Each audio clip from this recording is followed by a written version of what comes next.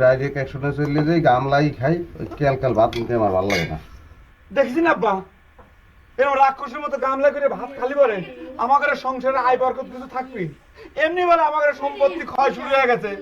এলেটে ভাত খালি কি পেট ভরে না রে গোল্লা? না আমু বিরক্ত লাগে, এই পকিলে হানি টুটু করে ভাত লবো আর খামু এই হয়।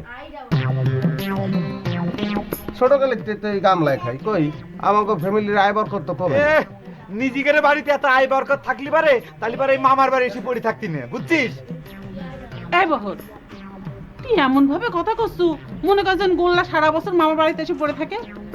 কইতে দেন মামানি, কইতে দেন। ওই ভাইগুলোকে পলিটিক্স করতে করতে অভ্যাস হয়ে গেছে, কি করবে কম।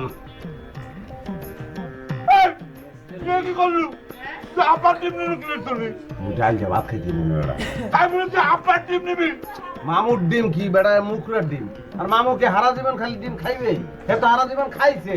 ডিম খামু আন বেটা মোরা, মোরা হচ্ছে জুয়ান, মুগা হন ডিম খাওয়ার বয়স, কি কর মামু? দেখ বললা, বেশি বাড়াবাড়ি করবি না কিন্তু কয়ে দিলাম। আব্বার টিম ফেরত দে। তুই একটা মজা দাও, হ্যাঁ?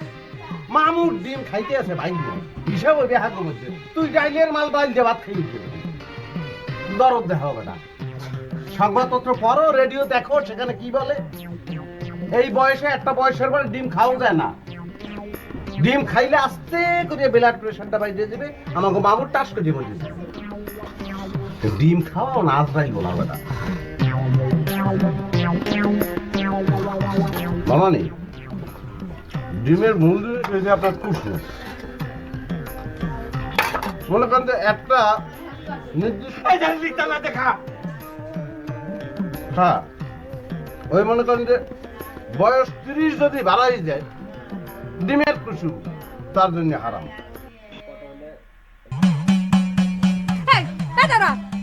এই তুমি ভারী ছেঁচড়া হইছো।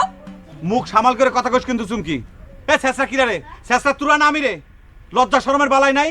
রাস্তার ভিতর জাক তাক ডাক দিয়ে ধরে নিয়ে শ্বশুর কয়া দাড়ি শেভ করার টাকা দিস? যাক তাক শ্বশুর কব কে? আমার শ্বশুর নজর আলী কি তালি তোমার কাছে যে সে মানুষ হয়ে গেল, তাহলে তো আমার শ্বশুরিক কথাটা কওয়া লাগে। এই এই সরি, আমি কি তোর সেই কথা কইছি নাকি রে? এই তুই আমার আব্বার দাড়ি শেভ করার জন্য টাকা দেবে কিসের জন্য? হ্যাঁ, নাকি আমার আব্বার ওই দাড়ি শেভ করার বদবেশটা করে দিচ্ছু? তোরা সগরে মিলে আমাদের ধ্বংস করার জন্য উঠিয়ে বসে প্ল্যান করতেছিস। এই ষড়যন্ত্রের কথা বাদ দাও, তুমি তোমার বড় ভাই লুঙ্গি খান কারে নিছো কিসের জন্য সে কথা কান আগে কও।